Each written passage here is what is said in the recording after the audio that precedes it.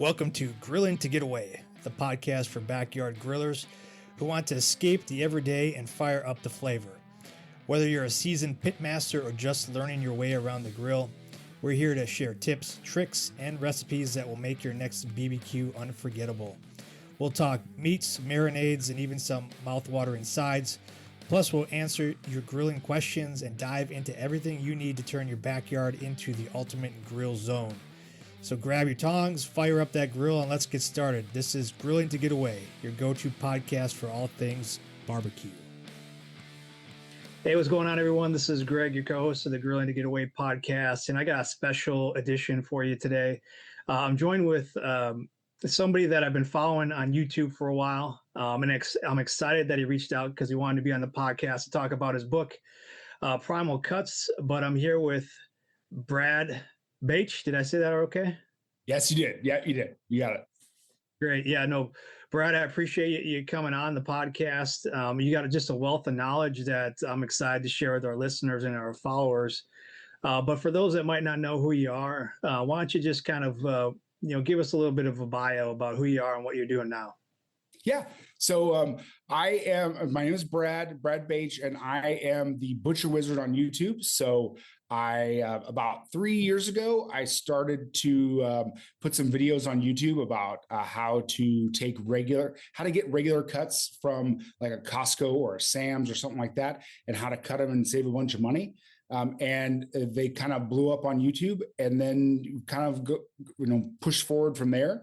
My background is I've been to culinary school. I taught culinary school. I've been in restaurants and butcher shops. I've pretty much done everything you could think of in the food business. I've done it at one point or another. So again, just in the last couple of years, just taking everything I've learned and putting it on YouTube and teaching just to the masses, to a lot of people, how to get the most out of the way that meat is sold in the United States, whether you're buying it at a grocery store or a big box store, like a big membership club, just how to save money at all the different ways that meat is sold. So that's kind of my little short view. Yeah, no, I love it. I love it because, going through your YouTube, some of your videos and stuff, it's all about how to save the consumer some money and also educating as well. So I love that piece of it. And that's kind of what we do here as well. A lot of our listeners are kind of, maybe first time or amateur backyard barbecuers and grillers. So, sharing tips and strategies and how to save money and get the most bang for your buck, especially nowadays, is key. And, I was going through kind of your book here, Primal Cuts. And, if you're listening, we'll post all these links in the show notes and stuff like that, so you can follow Brad and you can find his book. But I know you're talking about your culinary background, but you started kind of doing soups, right? Yeah. So in the very, very beginning, when I was 16, my first job ever was a soup restaurant that was in my local town. And it was kind of a funny story because I was going to go bag groceries like everyone else of my friends. And I didn't get that job for some reason. They must have all filled up. And then I found this other place that had just opened, and they were hiring anyone who could walk in.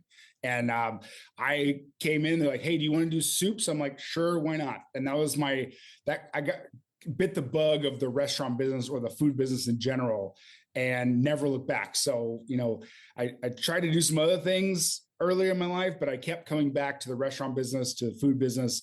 And then, so again, it was an interesting experience, but again, I always come back to food. Yeah. Yeah. So, it started early for you. You got started early, 16. And then, I found it interesting too, because, no matter where you're at or what you're doing, like you kind of found your way to the grill, right? So you started like soups, and then, eventually you found your way to a steakhouse, and that's kind of what hooked you on the meat piece, right? Yeah. So when I, that next job after I was out of high school, or kind of like my senior in of high school, I got a job that I probably was not equipped for at all. Like part of my part of my earlier career is just kind of like trying to do stuff and just seeing if people will say yes. And then, so I got my way into a job that I probably was not qualified for, at a fine dining steakhouse. And that's where I really fell in love with meat in general. I was working the saute line at night, and then I would come in the morning and work with some of the prep cooks. And that's where I kind of like learned that butchery art of like the guy, the story in the book is like, it was Angel, who was the prep cook, and he would be involved in all the morning stuff, cleaning all the tenderloins, strips, ribeyes. And I would just come in and watch him. And then eventually I was helping him. And then eventually I kind of like jumped into some of his days off, and then got even into being a full-time kind of cutting meat full-time. So it kind of evolved over the years, but that was definitely the first time I was like, man, the coolest thing is to watch somebody who is really good at a specific task that they've done thousands and thousands of times. And to watch them do it is really like poetry in motion. It's really an art form. So that really made me fall in love with that meat, with the meat butchery process.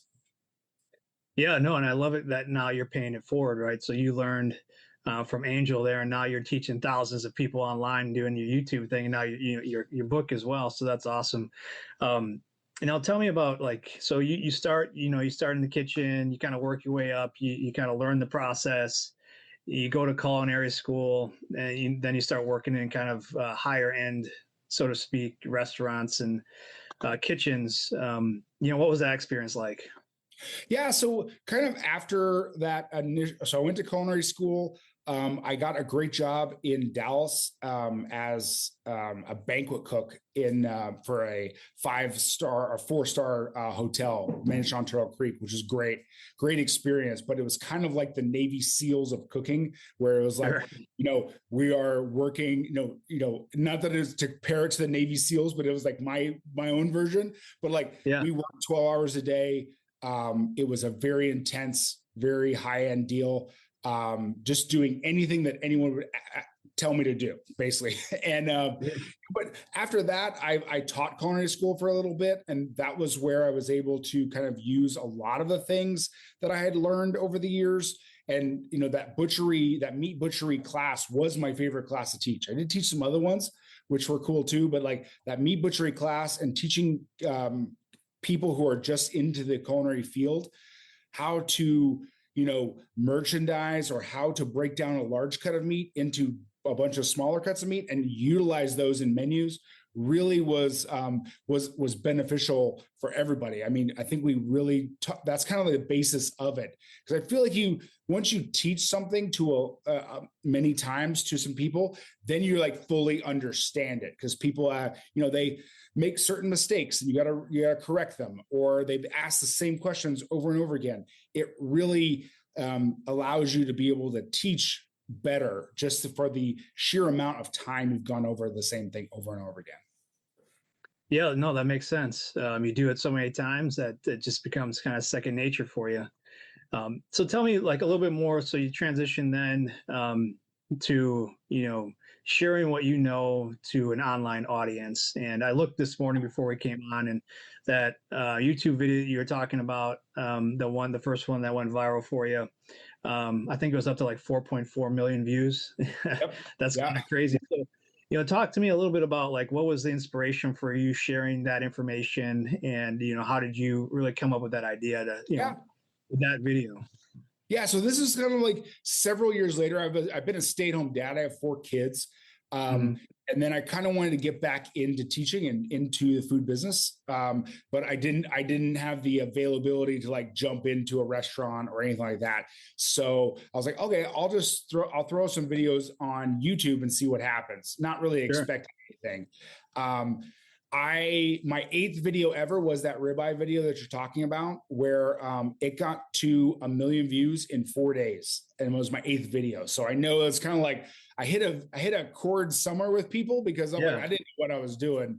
And I just took a whole ribeye from Costco, and I showed people how easy it was to cut it down and how much money they would save by cutting it themselves rather than buying it at a grocery store. So I think we end up saving like $80 or something, $90 on all those ribeyes. And like that video kind of blew up, and so we just I did it again. I did it with a strip and a tenderloin, and then did it with, I've done all kinds of things now. I think we're up to almost 200 videos or so. So I've done a lot of stuff that you can buy at Costco or these big box stores. I've done the whole gamut. I tasted frozen hamburgers one time. That was a fun video. Yeah. But just so it's been a lot of fun. The YouTube game is definitely its own animal, but I really like the teaching aspect of it, and the comments are for the comments that are positive are really good. Like, people just really want to know, have actual questions, and just kind of trying to help people out and save money, because right now, meat is crazy prices, and it's like, you, as a butcher, you got to kind of like find those secret cuts, those off cuts that people don't know about. It's getting harder and harder because all those cuts are getting more and more like publicized, so they're getting more expensive. But yeah, it's all about saving people money. That's really my thing. Yeah, no, I love that about your page. Is you got a lot of videos out there with how to save people money by buying kind of in bulk those bulk cuts and butchering themselves a little bit and cutting it down. And a lot of that is in your book. Most of that's in your book here, Primal Cuts. So tell me kind of then the process for how you started. Like, you started YouTube, you're doing that for a while, and then you're like, okay, maybe it's time for me to share this knowledge like in a physical book. What did that look like? Yeah, so it was a pretty interesting story with the book, with the cookbook. I was taking a course on getting better at YouTube, and a person, the leader of the course, pulled me up and said, "Hey, learned about my channel and said, like, hey, you should do a cookbook." And he's like, "You should do a cookbook where each chapter is kind of a different cut of meat, and then you do recipes." And I filed that away as like, sure, I'm not going to probably have a chance to do a cookbook. And then it was about another year later, I was approached by a publisher and said, "Do you have any cookbook ideas?" And I'm like, "Oh, I got one." And sure enough, they're like, they love the idea, and we moved forward on it. So that's how the Primal Cuts Cookbook came to be. So each chapter is a different primal cut. And then so each chapter, I show you how to break it down, and then all the recipes for that chapter are for the cuts from that primal cut. So we have a chuck chapter. So I'll talk to, I'll show you how to break it down, and then also how to use the Denver steak and the chuck eye and the terrace major and the other off cut, or all the cuts that come from that primal cut, and just do recipes from it. So it was really a cool idea, or cool bringing together of all of the recipes that I've amassed throughout my career, and bring the butchery and the recipes together. Yeah, there's definitely a ton of recipes in here, which I love. But like, before you get to the recipes, you really break it down, kind of educating the reader about, the types of cuts of meats, flavor versus tenderness, and then also equipment and things like that you would recommend somebody that's maybe at home starting out, what they would have. So, a couple questions for you. One, how would you explain flavor versus tenderness as somebody that might not understand that or know about that just yet? Yeah. So when you look at the different cuts on a cow, they are, you have different ones that have more flavor and more or less tenderness, and they're kind of on like a teeter-totter almost. So if you have more flavor, usually it's less tenderness. So you're going to have a tougher cut of meat that's going to be more flavorful. Think about like a short rib. It is a tough cut of meat, but when you treat it right, it has a very delicious, deep, beefy flavor to it. Where on the inverse, you maybe have like a beef tenderloin, which is the most tender cut of meat, like a filet mignon. And it's the most tender cut of meat, but it lacks a little bit on the beefy flavor aspect of it. So usually you have this teeter-totter of, you can either have flavor or tenderness. And there are a few special cuts or select cuts that have a little bit of both, and those are the ones that I like to build around. Yeah. What are some of those cuts? Yeah, so I love the some of the cuts out of the chuck. So that's kind of, if I had to pick one primal cut to eat for the rest of my life, it would be everything that comes out of the chuck. So you have the chuck eye steak, which is basically an extension of the ribeye. So The rib and the chuck section are next to each other on the cow. And then you have a little bit of the ribeye that is in the chuck. So you get all the benefits of the ribeye, but you get it for a chuck price.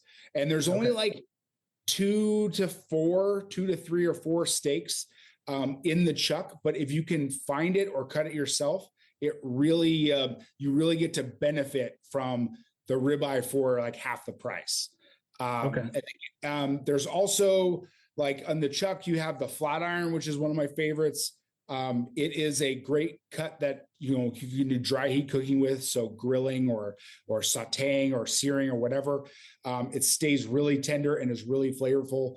The Terrace Major is another one. It's almost like a little tenderloin. It's a very tender cut of meat, but because it's in the chuck, it has more flavor. It's smaller, and there's not that, you know, there's only 2 on the whole cow. So you got to they're a little harder to find, but you're well worth your search if you can find one.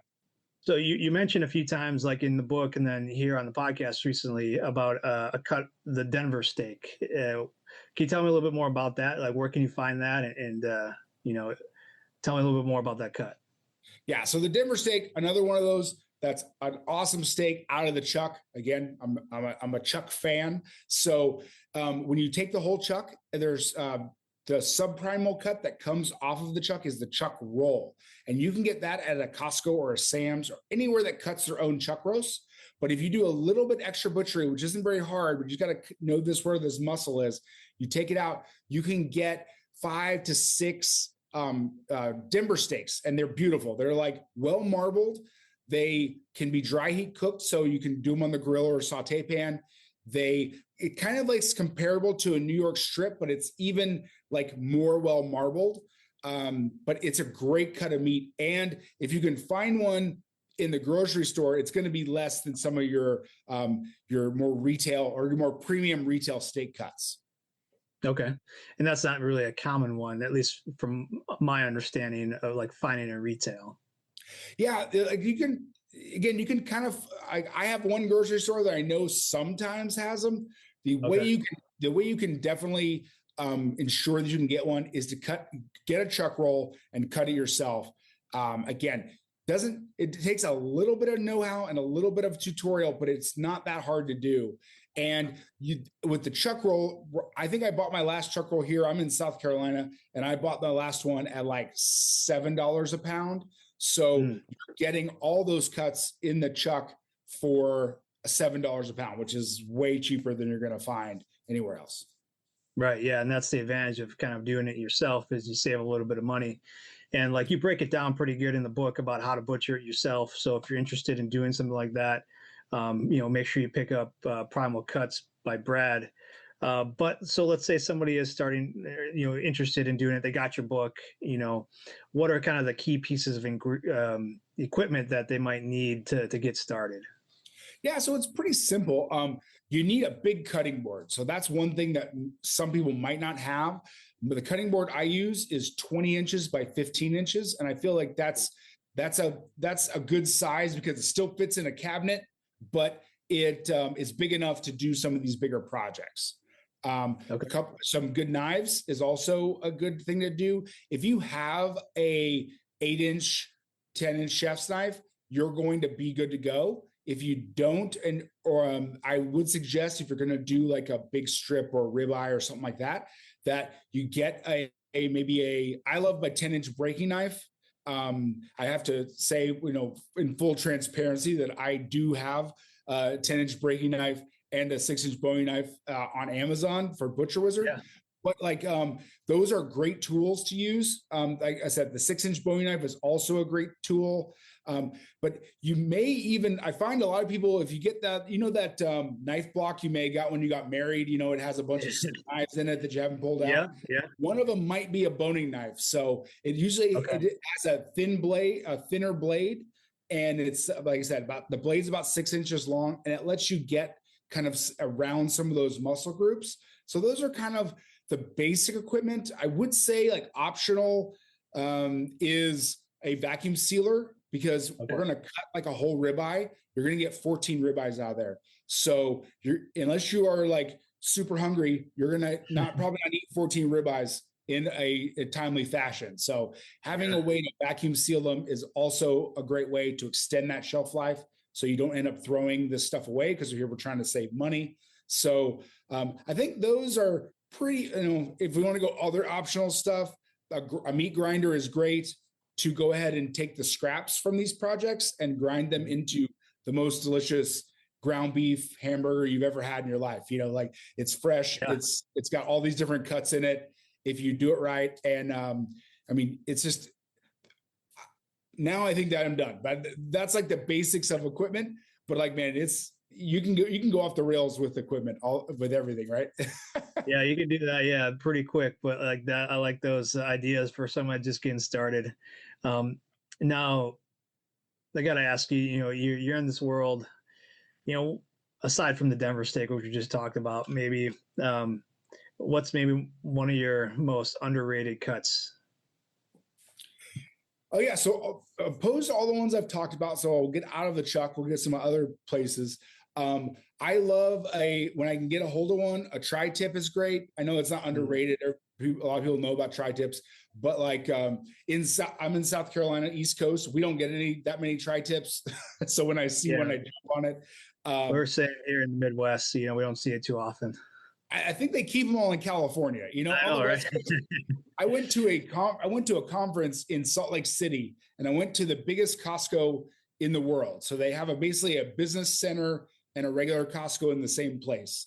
Yeah. And they had a whole section, a whole refrigerated section of tri-tips. And I'm like, okay, this is why I can't ever get one in South Carolina, because they don't ever make it east. Yeah, I know. But so those are really, obviously really good. Let's see, what else do we have?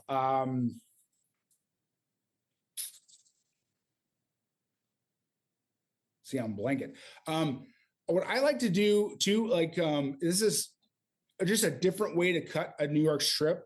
I love it's called a Manhattan fillet, and a lot of people don't think about this, but usually, like when you're cutting the strip yourself, you get really thin New York strips because they're wide, right? They're big and wide. So if you end up really cutting that New York strip lengthwise in half, you take the two pieces, and basically one of them looks like a little fillet. You kind of cut it into like a little fillet, but it has that character of the New York strip. So it's called a Manhattan fillet. And you can cut it thicker, but this is something that you're going to have to cut yourself, because I don't know if I've ever seen one, outside of cutting yourself or like a steakhouse. But those are kind of a cool thing to do. So again, going to butchery only projects, right? Like yeah. So these are things that you can take it upon yourself to go out and get a hunk and carve it up yourself. So in the book, what's you got a lot of great recipes in there, but if you had to pick one, which one would you say is your favorite? Yeah, I love a lot of the things that I make a lot of for my family. Is I love the London broil marinade is one that my kids ask for a lot. So you can use that same marinade with a lot of different cuts of meat, but it's balsamic and Worcestershire. So it has a really good base flavor. Me personally, I make the most out of the book is like the beef jerky. So I will try to have a bag of beef jerky at all times. Again, taking a round or an eye of round, inside round, outside round, something like that. That the jerky marinade there is really good. Also, one of my favorite sauce recipes or like steak recipes was the steak au poivre, and that's one that came from that first steakhouse that I worked at. It's a brandy green peppercorn sauce over a New York strip, and that's really good too. So I think those are kind of some of my go-tos that I would like. Okay, if I had to pick a couple in there, that would be the one. But yeah, it was definitely fun trying to like figure out all these recipes, because it's really hard to do a cookbook already, because you get like they want to do 100 recipes or 80 to 100 recipes, and then I pigeonholed myself into just doing beef, and then it's like, okay, now I need 100 beef recipes, And how did we do that? Yeah. And then my wife took all the pictures, which was awesome. And she goes, how am I supposed to take another picture of a brown piece of meat? How am I supposed to make this look good? You know, so it was a fun project. She did a great job because the pictures are outstanding in here. No, that's awesome. I appreciate you sharing that. And, you know, beef jerky is right up our alley. We just, you know, we talk about that quite a bit here, you know, especially kind of, you know, with wild game like venison and stuff like that. So I'm sure that marinade would do well for that too. Okay, Brad. Well, I appreciate you coming out. We got a couple minutes left. So, you know, we'll post in the notes where people can find you. But any last minute thoughts or, you know, tips from the book or just in general that you see as you're out there doing this stuff all the time over there on YouTube? Yeah. So basically my parting tips are just to give it a try. I think most people think that the butchery world is very complicated, and it's really not that complicated. You just got to get in there and try and use a tutorial like on YouTube or in the book, and then work your way around. And the more times you do it, the better. The easier it's going to be. You're going to get so much satisfaction from doing a whole project and being like, man, I did that myself. And it's just a fun hobby to do, and you save a bunch of money. And I say, even if you mess it up, you still can make dinner out of it. You know, we can always grind it up and make hamburgers if we need to. Yeah. So that's great. Yeah. Great tip. You could still cook it and eat it. Right. That's right. You know, thank you so much. And where can people find you again? Yeah, so I am Butcher Wizard on YouTube. That's my main place of on the internet.